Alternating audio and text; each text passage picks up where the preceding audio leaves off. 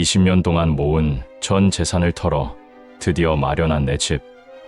아이들이 우리 집이다 라며 환호하던 그날이 꿈만 같았습니다. 그런데 3개월 후 빨간 글씨로 찍힌 연체 고지서가 우편함에 꽂혀 있었습니다. 이 아파트는 아직 저희 담보로 잡혀 있습니다. 경매에 들어갑니다. 안녕하세요. 저는 박영수라고 합니다.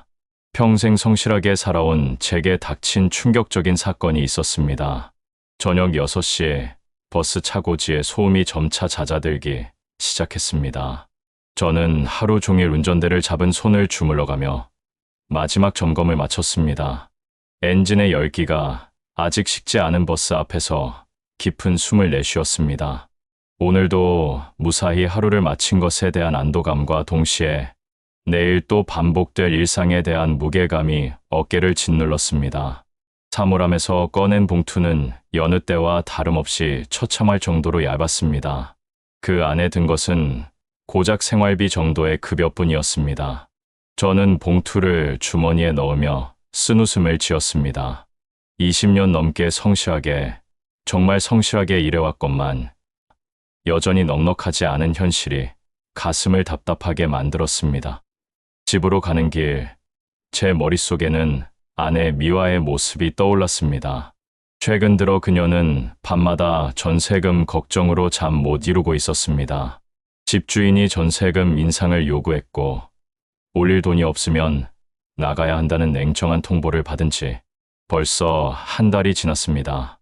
미화는 매일 뜨거운 아스팔트 위를 걸어가며 부동산을 돌아다니고 있었지만 우리 형편에 맞는 곳을 찾기란 하늘의 별 따기였습니다. 계단을 오르며 저는 자신도 모르게 한숨을 내쉬었습니다.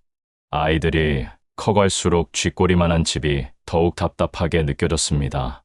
대학생인 딸 은지와 고등학생인 아들 준호가 좁디 좁은 방 하나를 나눠 쓰고 있는 현실이 가슴을 찢어놓았습니다. 친구들이 각자의 방을 가지고 있다는 이야기를 들을 때마다 아이들의 표정이 어두워지는 것을 저는 놓치지 않았습니다. 문을 열자 부엌에서 들려오는 설거지 소리가 귀에 들어왔습니다. 미화가 고개를 돌려 저를 반겼지만 그 미소 뒤에 숨어있는 깊은 걱정을 저는 읽을 수 있었습니다. 그 순간 가슴 깊은 곳에 오래도록 묻어두었던 꿈이 다시 용솟음쳤습니다. 내 집 마련이라는 언젠가는 반드시 이루어야 할 간절한 소망이었습니다. 저녁 식사를 마친 후 미화는 평소보다 조심스러운 목소리로 말문을 열었습니다. 설거지를 하며 여러 번 망설였던 이야기를 더 이상 미룰 수 없었던 모양입니다. 아이들이 각자 방으로 들어간 후 부엌에 남은 부부만의 시간이었습니다. 여보, 은지가 곧 대학교 3학년이야. 미화의 목소리에는 애절한 떨림이 섞여 있었습니다. 준호도 이제 고3인데 수험생이 제대로 된 공부방도 없이 어떻게 공부하겠어? 우리 아이들. 언제까지 쥐구멍 같은 방 하나에서만 살아야 해? 저는 젓가락을 놓고 아내를 바라보았습니다. 미화의 눈가에는 어느새 세월의 흔적이 깊게 파여 있었습니다. 20여 년 동안 내 집 마련의 꿈을 포기하고 살아온 세월이 그녀의 얼굴에 고스란히 새겨져 있었습니다. 제 가슴이 미어질 듯 아팠습니다.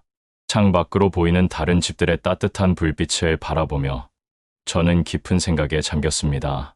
저 집들에도 각각의 가족이 행복하게 살고 있을 텐데 왜 우리 가족만 이렇게 불안정한 주거 환경에서 전전긍긍해야 하는 것일까요?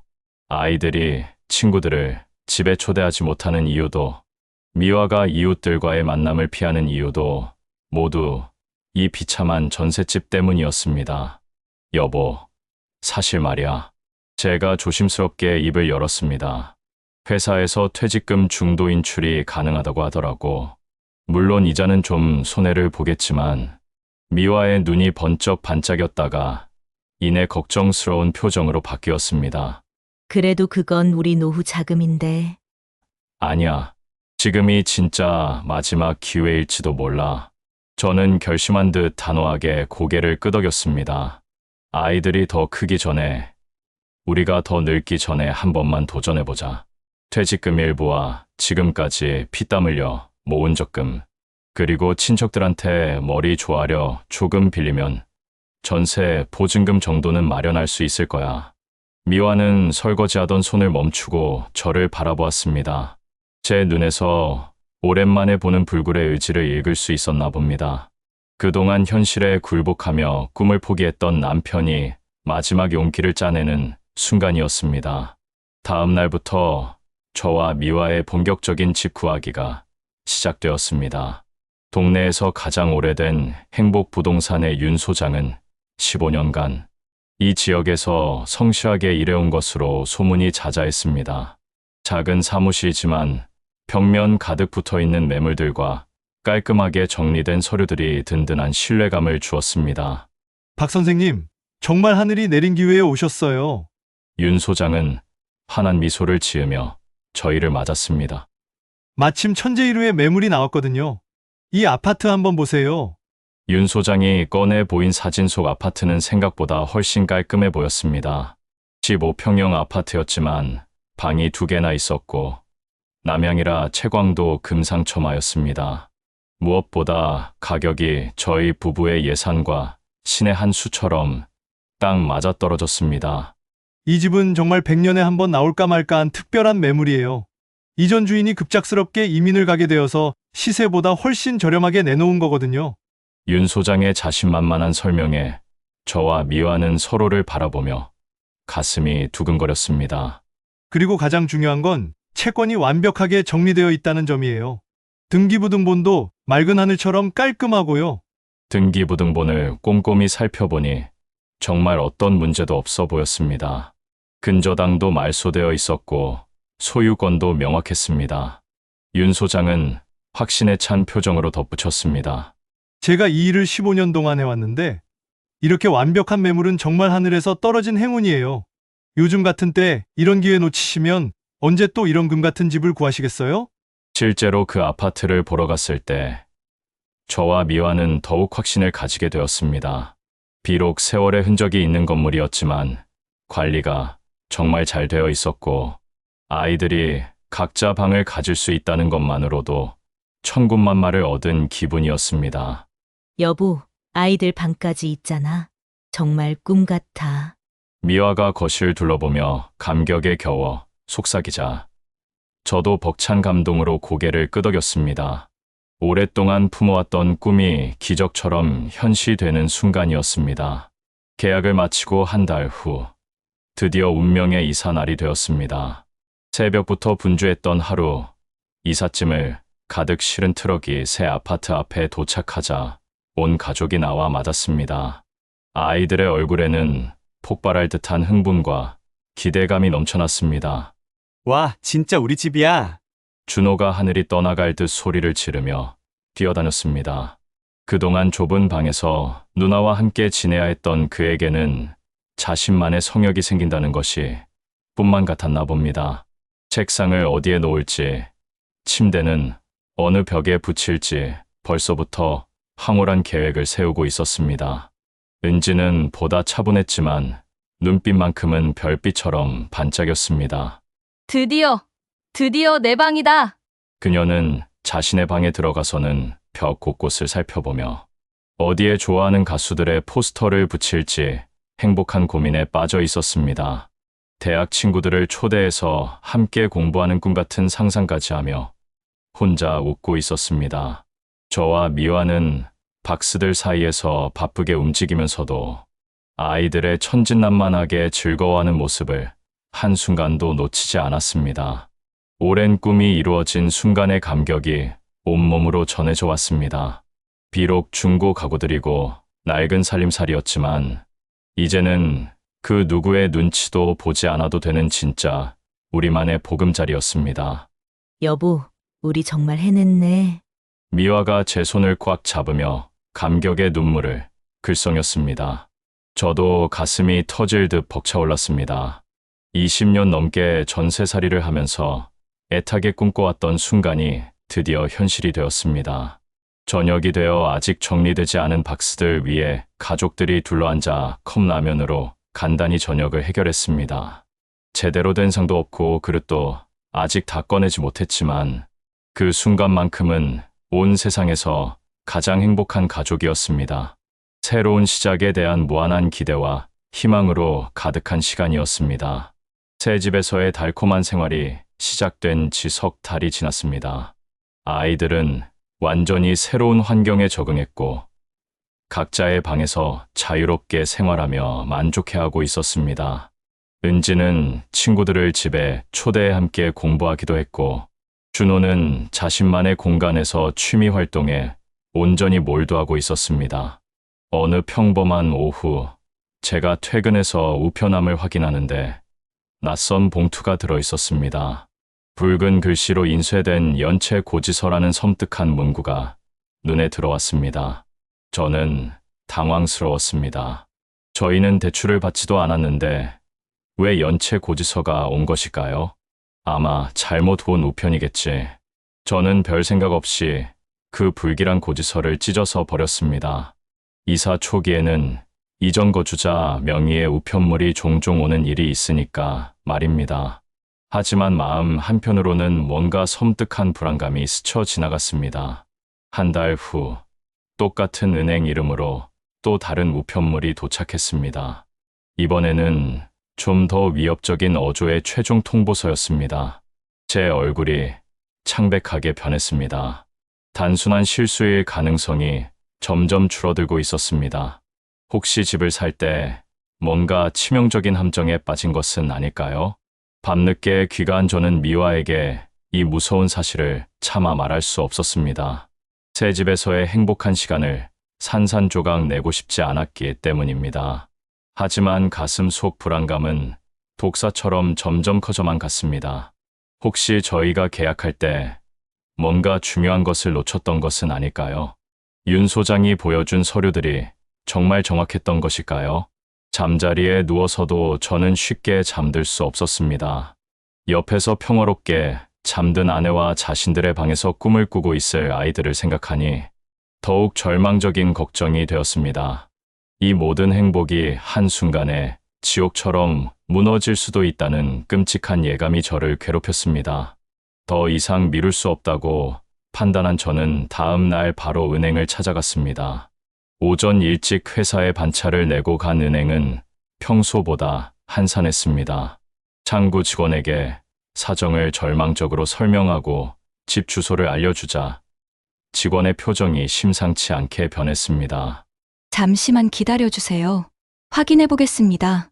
몇 분 후 돌아온 직원은 두꺼운 서류 뭉치를 들고 있었습니다. 그의 표정이 좋지 않다는 것을 저는 직감적으로 알 수 있었습니다. 마치 사형 선고를 받는 기분이었습니다. 이 아파트는 현재 저희 은행 담보로 설정되어 있습니다. 이전 소유자가 1억 원의 대출을 받았는데 아직 한 푼도 상환되지 않은 상태예요. 제 머리가 하얗게 변했습니다. 무슨 말씀이신가요? 저희는 완벽하게 깨끗한 집을 산 거라고 들었는데요. 등기부등본도 확인했고 근저당 설정도 없다고 했는데요. 직원은 서류를 넘겨가며 냉정하게 설명했습니다. 여기 보시면 근저당 말소는 서류상으로만 이루어진 것 같습니다. 실제로는 대출금이 한 푼도 상환되지 않았어요. 제출된 서류들이 정교하게 위조된 것으로 보입니다. 그럼 저희는 어떻게 되는 겁니까? 안타깝게도 저희는 법적 절차에 따라 경매 신청을 할 수밖에 없습니다. 이미 연체가 6개월 이상 진행되었거든요. 저는 의자에 주저앉았습니다. 머리가 핑핑 돌고 있었습니다. 평생 피땀 흘려 모은 돈을 털어서 산 집이 실제로는 저희 것이 아니라니 이런 잔혹한 일이 실제로 일어날 수 있다는 것이 믿어지지 않았습니다. 그동안의 행복했던 시간들이 한순간에 신기루처럼 사라져버리는 기분이었습니다. 은행에서 나온 저는 곧바로 행복부동산으로 달려갔습니다. 윤 소장은 제 처참한 표정을 보고는 무언가 끔찍한 일이 생겼음을 직감했나 봅니다. 사무실 한쪽 구석에서 둘만의 절망적인 대화가 시작되었습니다. 윤 소장님, 이게 대체 무슨 일입니까? 은행에서 집이 담보로 잡혀 있다고 하는데요. 윤 소장의 얼굴이 당황한 기색으로 변했습니다. 아, 그게 사실은 저도 방금 알게 된 사실인데요. 이전 소유자가 등기소에 거짓으로 서류를 제출한 것 같습니다. 제게도 완전히 거짓말을 하고요. 그럼 지금 어떻게 해야 합니까? 제 피 같은 돈은 어떻게 되는 거예요?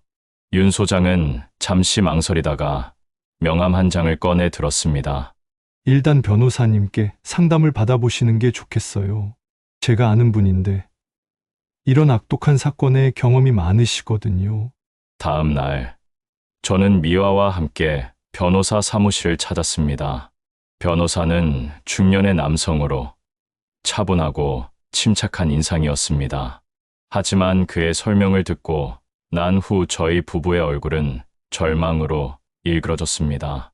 안타깝게도 우리나라 부동산 거래에서는 이런 잔혹한 사기가 비일비재하게 발생합니다.